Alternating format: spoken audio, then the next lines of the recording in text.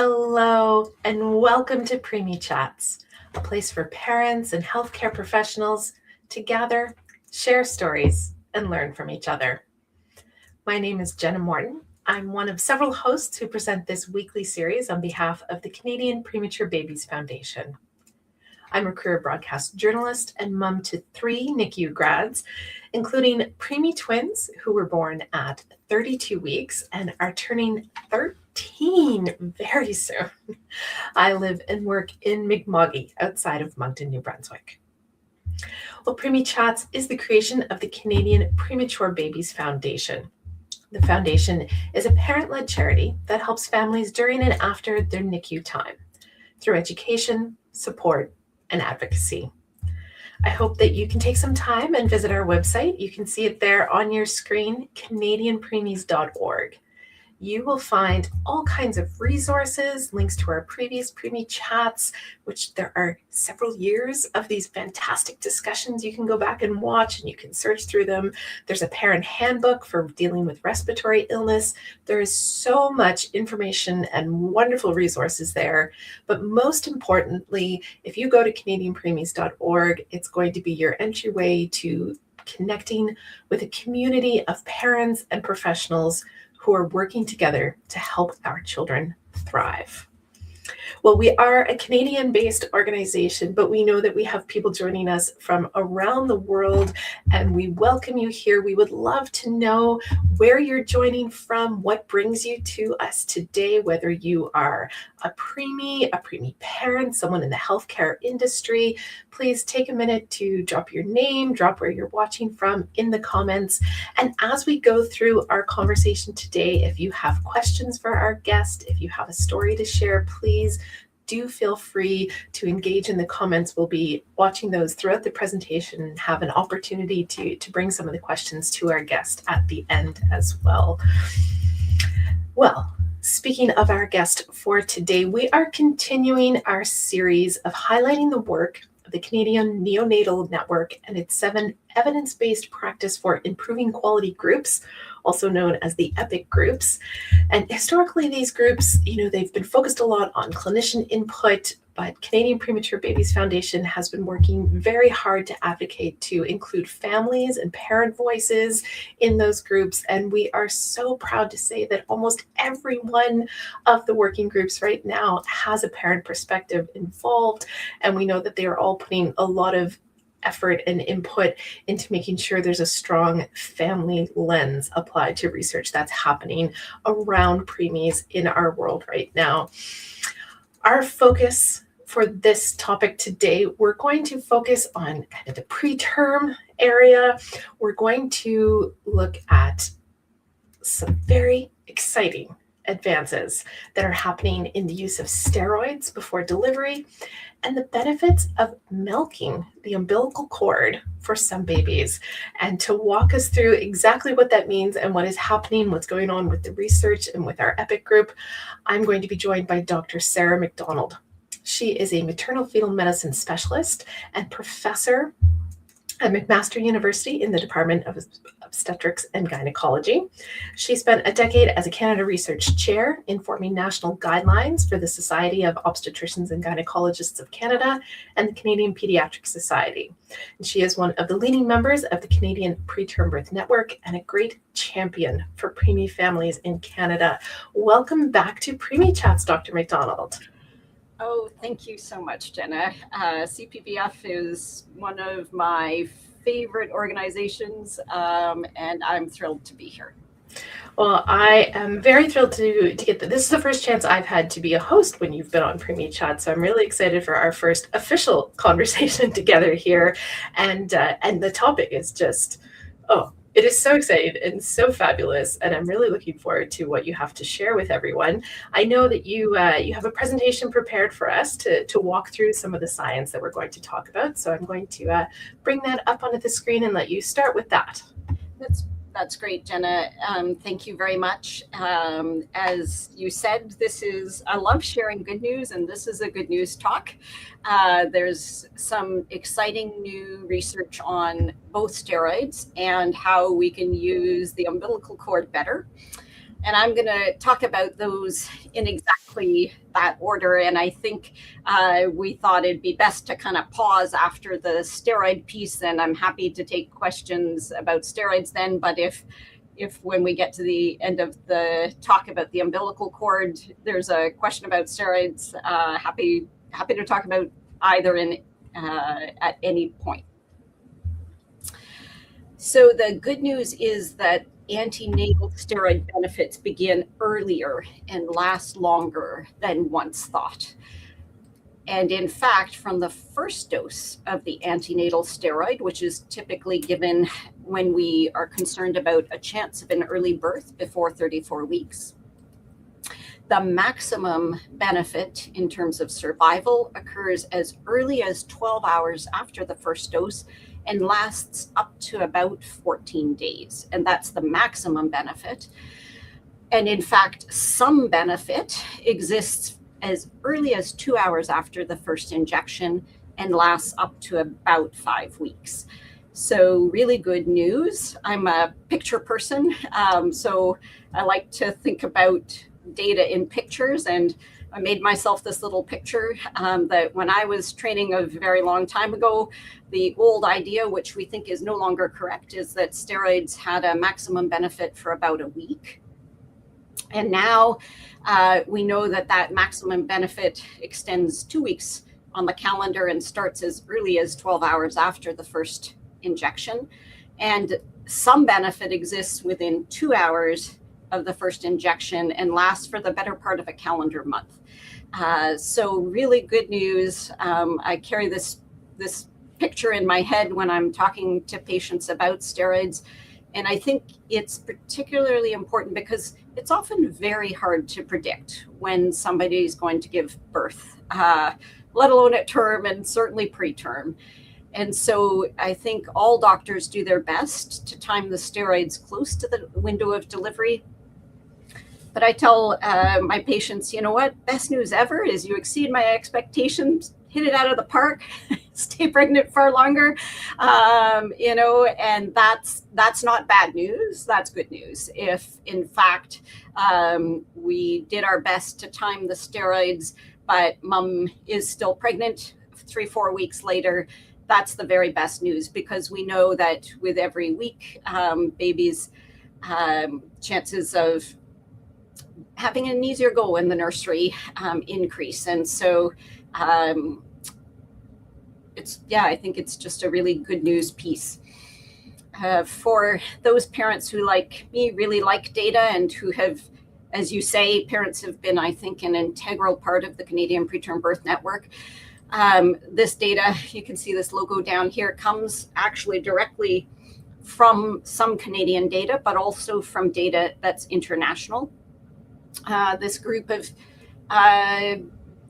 docs and an RT at the bottom are leaders in Canada in steroids, and Dr. Prakash Shah, the last picture, is a neonatologist at Mount Sinai who was instrumental in running the Canadian Neonatal Network for over a decade and is still very involved. So really smart group of Canadian clinician scientists, led by Dr. Nir Melamed at Sunnybrook, a wonderful colleague.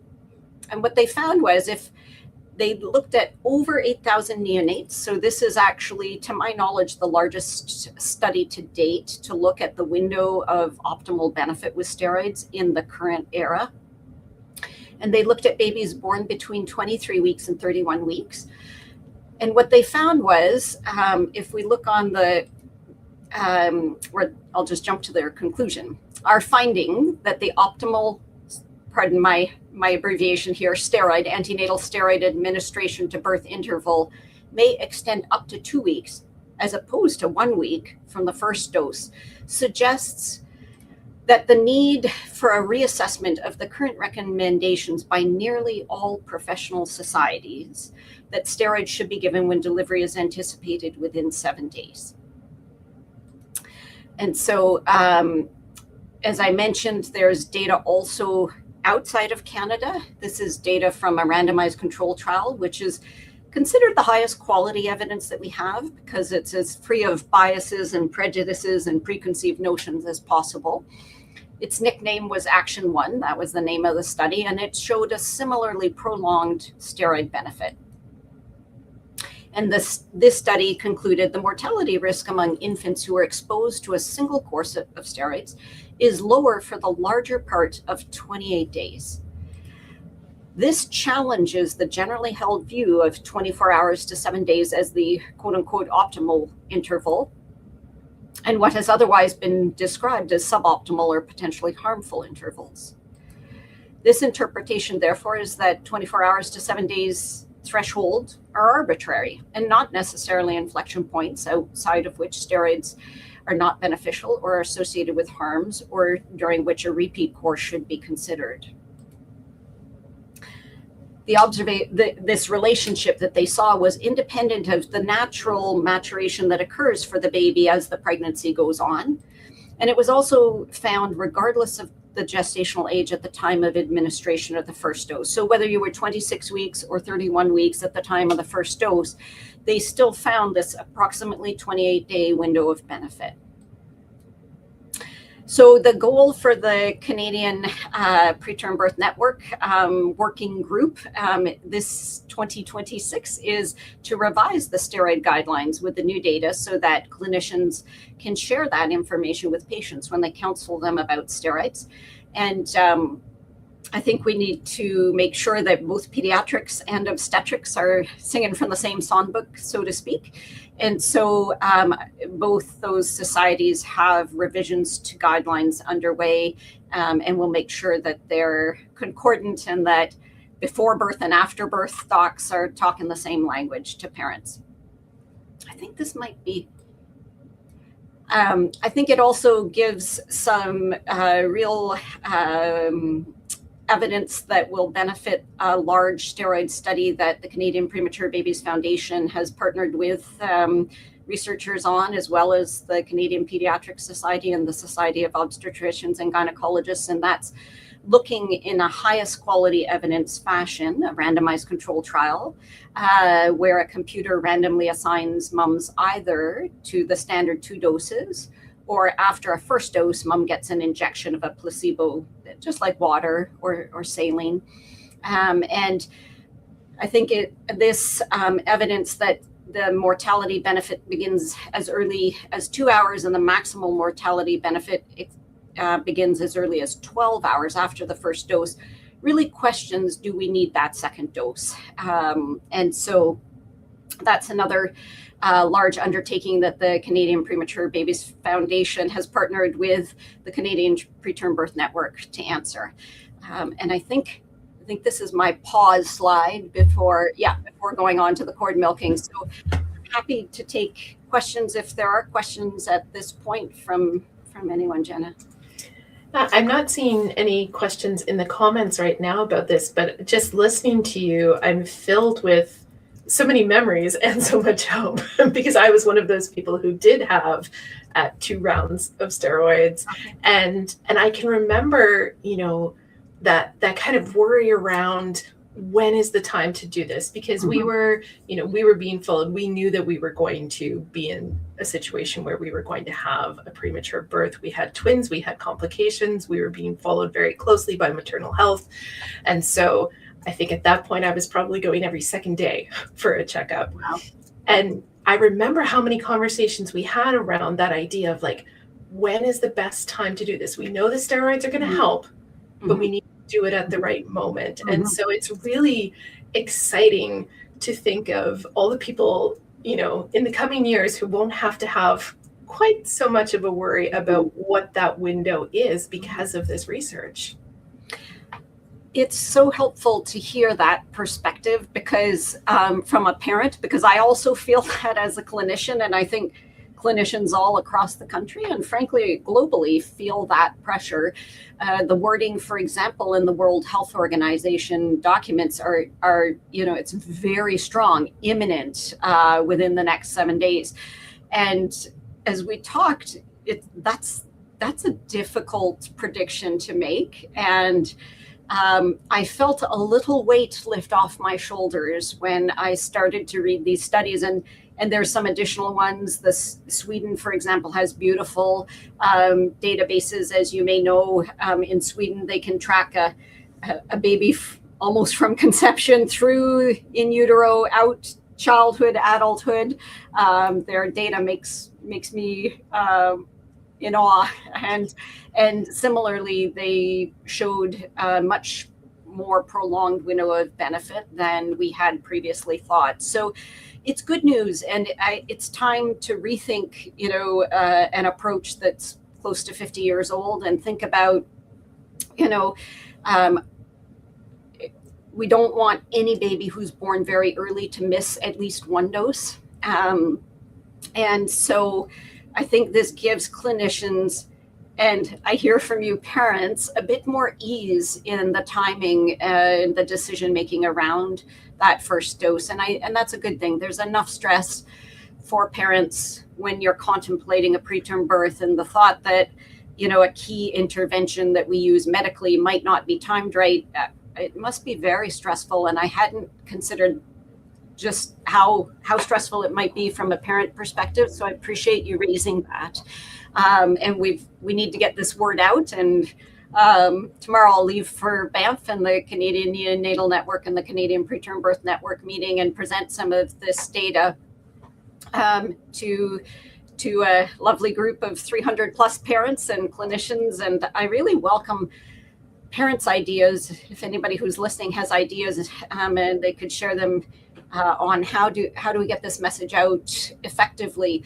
Guidelines are one way to help clinicians change practice, but we know that clinicians are very busy and don't always have time to read the fine details of every guideline that's published. There are a lot of guidelines that are issued every year, and I know the ones related to preterm birth very well, but that's my particular area of interest. So if parents have ideas on how we can help to spread this message, it would be great. Maybe CPBF would be willing to help put it up on the website. They've been great about putting up some information about steroids, and I'll reach back out as I'm talking to you. I'm thinking about that, Jenna, and I'll reach back out to the folks who run the CPBF website to see if we can use that as a message board for parents, because I think it's a really good source of information, like you said. It's high quality information on the CPBF site, and I think it's a great place for parents who are potentially expecting a preterm baby to find good information that's been vetted and is presented in a way that's accessible to hopefully to many different parents. Yeah, and I think that's one of the really powerful things about being able to use, social media platforms in the way that we are in doing these kind of live discussions and talks about it, because when the next person who finds themselves in that discussion and someone saying, oh, we might have to do some steroid shots, what does that mean? And you're going to be able as a parent to find honorable, accessible information in a quick way that you can present it. It's not just that you've Googled your symptoms. You can find the research now in a different way than even 13 years ago when this was my world. So in fact, thinking about it, we're probably getting very close to when we started having those exact discussions. You mean the time of year, Jenna? Yes, yeah. I've just realized I would have been, I'd probably be about 30 weeks pregnant about this time 13 years ago. And that's exactly when we started having discussions about, this is something that we will probably do, and when are we going to do it, and why are we doing it? And I think it's just it was such a hopeful thing as a parent to know, okay, there is something that we can try that hopefully will make a difference. And I do think in our case, I think it really did make a huge difference for our boys when they were born. So it's really sad. It must be really exciting as a researcher and as a doctor to have something new like this. It is. It really is, Jenna. I have spent 15 years reading about steroids in depth in preparation for designing the SNACS trial. And so I'm pretty familiar with a lot of the steroid literature. And then And then over the last few years, these studies have started to come out.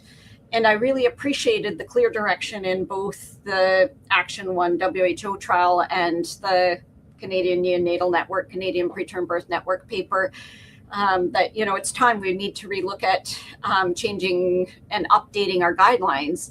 And so we've taken that on, and we're working on that. It is really exciting, because who wants to keep doing what you learned 20, 30 years ago when there's new and better information, right?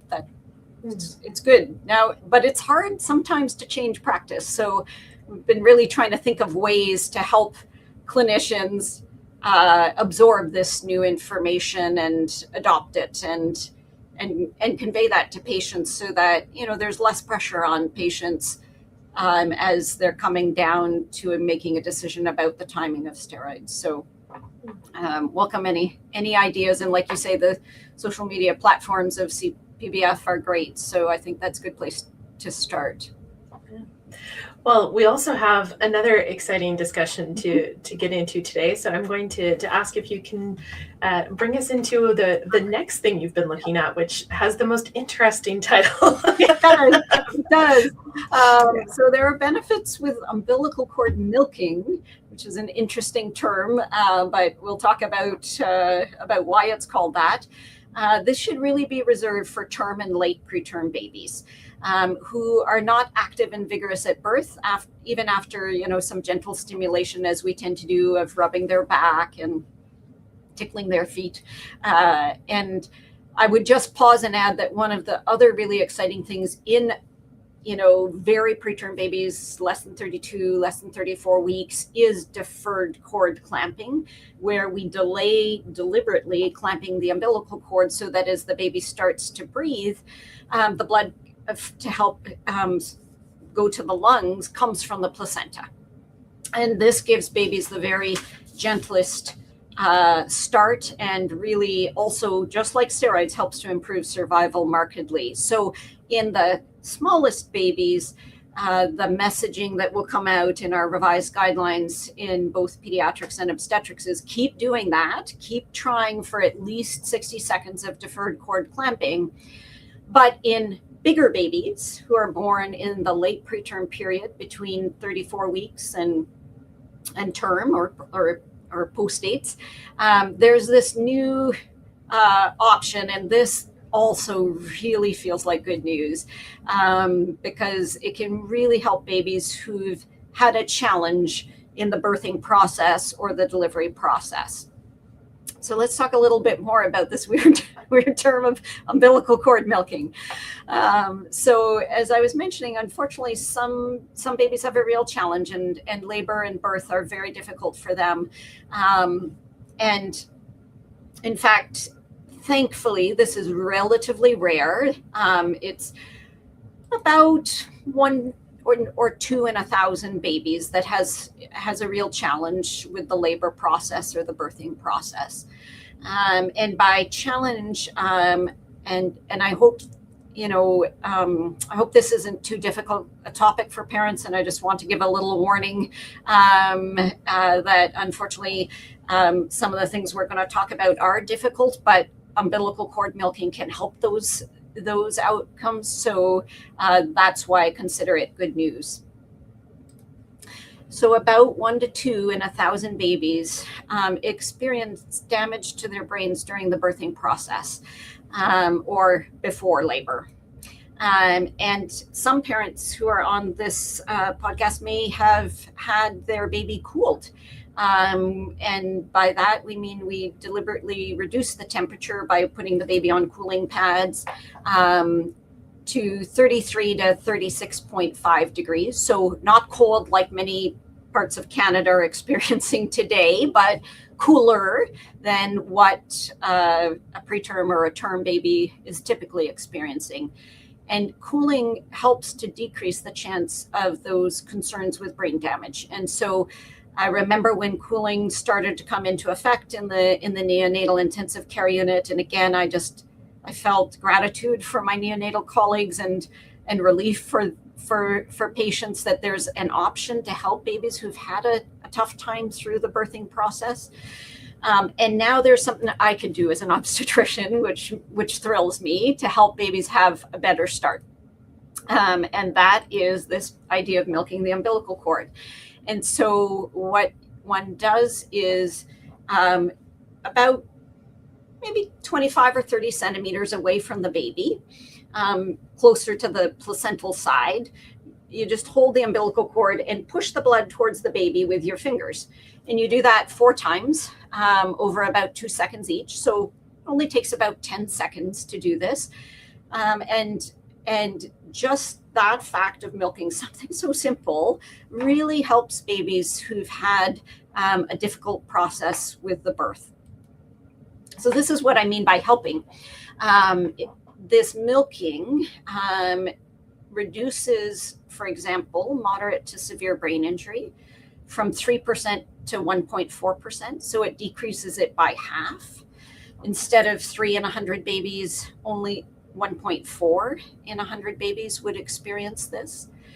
It also decreases the need for the baby to undergo cooling, or the therapeutic hypothermia that we talked about, from 4.3 babies in 100 to 2.5. So again, 40% reduction.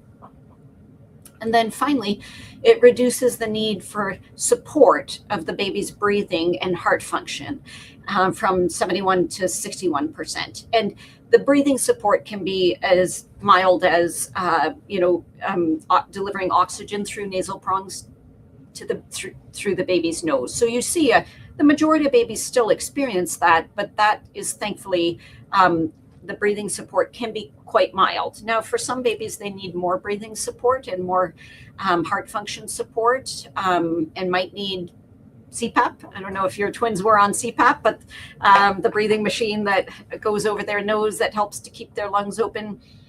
And other babies might need even more support.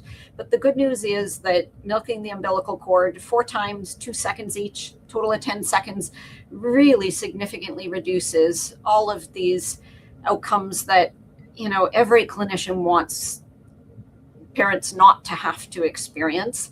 And every parent, of course, even more so wants not to have to experience. So milking, surprisingly simple, really helps babies. But I think what it's doing is delivering a higher blood volume to the baby. And so there's more blood to circulate around the baby. And blood can have many useful components, not just blood itself, but it carries oxygen to different tissues. It also, within the blood, there are compounds that protect the baby's brain. You may have heard of antioxidants. They're everybody's eating blueberries because they have antioxidants when you get to be my age, and I want to protect my brain as well. There are compounds in the blood that are antioxidants, things like progesterone and bilirubin. And then there's also stem cells that we think are helpful at protecting the baby's brain because they go to areas where the brain might have had challenges, and then they settle down there and help the brain to regain in those areas of challenge. So an amazingly simple intervention, doesn't require fancy equipment, doesn't take a lot of time. And it means that if by chance, I'm delivering a baby who had a real challenge in the birthing process or through delivery, in just 10 seconds, I can markedly improve things for that baby, for that family. And again, I just feel joy when I think about this, Jenna. It's a new tool in obstetricians' toolboxes to help babies in either at term or late preterm have the very best start. And it's simple and doesn't appear to have any side effects that are adverse for the baby. There's very few things that are all good and no bad, but that appears to be the case with umbilical cord milking. When you do it in the term or late preterm, we shouldn't do it in very tiny babies, but at term or late preterm after 34 weeks and above, has remarkable benefits. I think that might be my, last slide. and these were just a few slides talking about why there were benefit. I skipped ahead. So it increases the baby's blood volume when we milk the cord. It increases the oxygen to tissues because it increases the blood volume. And then this is these group of antioxidants, bilirubin, progesterone, and then the benefit of potentially more stem cells to the baby. So the goal for 2026 for the Canadian Preterm Birth Network, again, is to revise the guidelines from the Canadian Pediatric and the Society of Obstetricians and Gynecologists of Canada with this new information to make it more available to clinicians. Again, really hoping CPBF can help us to spread the word to parents as well, and get that message out any way we can about this really exciting intervention. So I think that's my probably second from the last slide. I just wanted to end on the fact of, I think CPBF is filled with amazing, dynamic, passionate parents. It's been such a wonderful experience for me as a clinician, as a researcher, to have the opportunity to interact with parents from CPBF. So please keep doing what you're doing. We would like a little plug here, more parent input on the Canadian Preterm Birth Network working for CNN. And so if anybody's interested, I'll be in Banff next Saturday, as of Saturday, less than 24 hours from now. If you're there, please come reach out to me.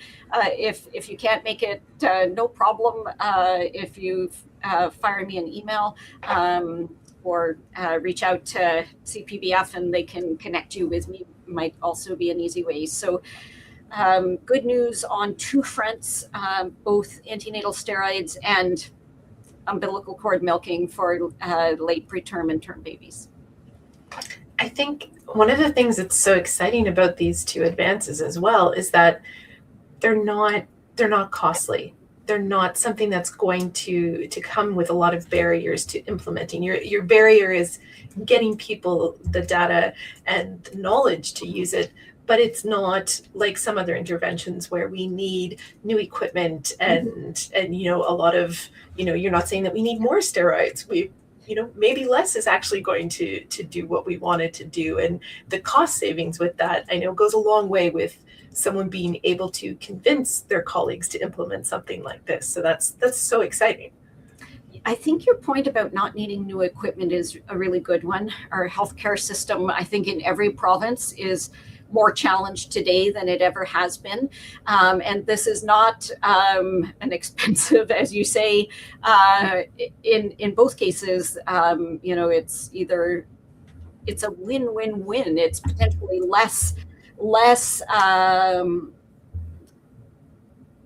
challenges for babies, as well as less challenges for the healthcare system. And so I think you're right. And I hadn't thought about that aspect. And so thank you for mentioning that, because maybe there's ways that we can harness institutions like hospitals to try to get that message out. Because when we can both do better for babies and their families and potentially have cost savings, then that money can go someplace else that's better needed for preemie babies.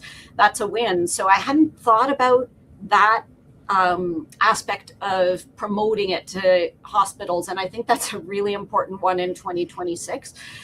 So thank you for raising that, Jenna. I'll you're welcome. That framework when I approach our hospital leads. Yes, well, because that's part of their job as the institution, is to think of things that way, and our job is the more emotional aspect of it. And it's nice when they can all kind of align so that things work together more easily. I'm wondering, just before we kind of wrap things up, when you're talking about milking the umbilical cord and the potential benefits of doing that, we're specifically looking at it in terms of late term and term babies. Is this something that you think in the guidelines that it will become kind of more of suggested for all babies of a certain age, or gestation, I guess is the right word there, sorry? So the current guidelines advocate deferred cord clamping for all babies, no matter the gestational age, as our first line, first approach. The revision to the guidelines will advocate, and in that start of deferred cord clamping, part of that is gentle stimulation of the baby's back and tickling their feet. I'm not, I guess I should explain the tickling the feet. That seems to stimulate breathing, particularly in the older gestational windows, not so much at 23 weeks. But so I'm not doing it to be cute. I'm doing it to promote the breathing in the baby. But I realize I should probably explain that. Otherwise, it might sound a little bit odd to parents. So the initial step should be gentle stimulation of the baby's back, warming and drying. And then after about 15 seconds of that, in babies who are late preterm or term or post dates, if they're not sort of perking up, if they're looking like, oh, in the old days, we would have cut the umbilical cord and handed that baby to the pediatric team to then continue resuscitation. What we're asking clinicians is don't rush to cut the umbilical cord, milk 4 times. And with that added 10 seconds after that, then, again, a proportion of those babies are still going to need our wonderful pediatric team to help them. But first, before we hand that baby off, 15 seconds of gentle stimulation and drying. If baby's not perking up at that point and is late preterm or term, then milk 4 times over 2 seconds each for a total of about 10 seconds, and then clamp the cord. So in the smallest babies, we're not recommending that because we know that milking the umbilical cord, unfortunately, can have adverse outcomes. So things like increased bleeding in the brain for the baby. And so in our guidelines in Canada, we still want to be very clear that the first approach should be deferring clamping the umbilical cord. It's the gentlest way for the baby to have an increase in blood volume and have all of those benefits that we talked about with milking, just in a very gentle, slow process, that over 60 seconds, the baby gets that blood from the placenta and not in a short 10-second window like with umbilical cord milking, which should really be reserved for late preterm or term babies. Perfect. I think that's a good differentiation to remind people of, because it is very exciting that there's this new thing, but we want to make sure that people understand when it's applicable. Mm-hmm. And yes, thank you for going over that again. I appreciate it. And I don't see that we have any other questions coming up in the comments. We've had a few people let us know that they're tuned in and they're watching, but not a lot of questions coming from people. Hopefully just lots of people excited by all this good news, as I am. I know it's been a very, very interesting to hear. Like I said, I'm fascinated by how simple some of these interventions are and how vast the good impact of them will be. So thank you so much for sharing them with us today. Oh, it's my pleasure. Thank you for helping me to get these words out to parents and hopefully beyond. And again, if there's any preemie parents listening who'd like to join the Canadian Preterm Birth Network Working Group, we'd love more parent input. And so I guess if they reach out to CPBF, Jenna, and then you could point them my way, that'd be great. Thank you, everybody, for taking the time. I know life is crazy busy, and I really appreciate it. And thank you, especially, Jenna. You're a lovely host, and I've enjoyed this.